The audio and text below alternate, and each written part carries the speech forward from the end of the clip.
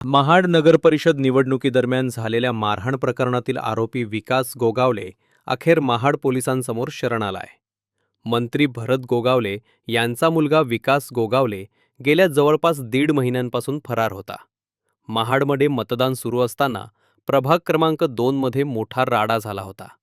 यावेळी शिंदेसेना आणि अजित पवार यांच्या नेतृत्वाखालील राष्ट्रवादी काँग्रेसचे कार्यकर्ते एकमेकांना भिडले होते।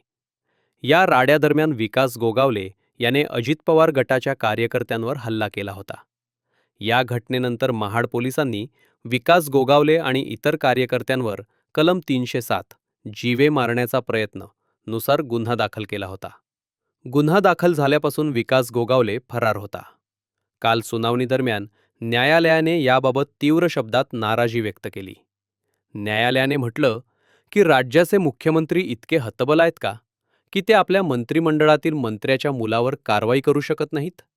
सर्व नागरिक समान आहेत, कोणीही विशेष नागरिक नाही। विकास गोगावले फरार असल्याचे पोलीस सांगत असताना त्याने जिल्हा परिषद निवडणुकीसाठी उमेदवारी अर्ज दाखल केल्याचे ऐकून न्यायालयाने आश्चर्य व्यक्त केले। फरार व्यक्ती अर्ज कसा भरतो असा सवालही कोर्टाने उपस्थित केला। तसेच मुलगा गंभीर गुन्ह्यात आरोपी असताना भरत गोगावले अजूनही मंत्रिपदावर कसे काय आहेत अशी विचारणाही न्यायालयाने केली। तसेच विकास गोगावले आणि इतर साथीदारांना पोलिसांना शरण जाण्याचा आदेश न्यायालयाने दिला होता। या आदेशानुसार शुक्रवारी सकाळी विकास गोगावले महाड शहर पोलीस ठाण्यात हजर झाले। यावेळी मोठ्या प्रमाणावर पोलीस बंदोबस्त तैनात करण्यात आला होता। नगरपालिकेच्या मतदानाच्या दिवशी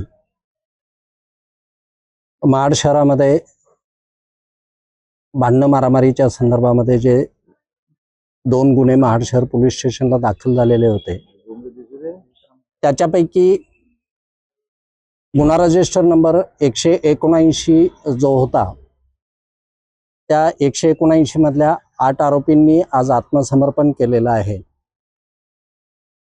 त्यानंतर पुढची कायदेशीर प्रक्रिया चालू आहे, पुढचा तपास चालू आहे। आरोपींकडे जो तपास करणं आवश्यक आहे त्या बाबी पोलीस करत आहेत। त्या आरोपींची नावं मी आपल्याला सांगतो।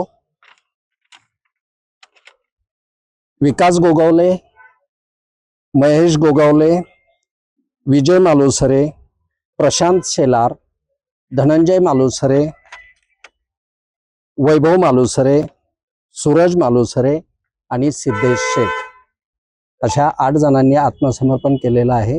या गुन्ह्यामध्ये पोलीस त्यांचा पुढचा तपास करत आहेत। पुढची प्रक्रिया चालू आहे।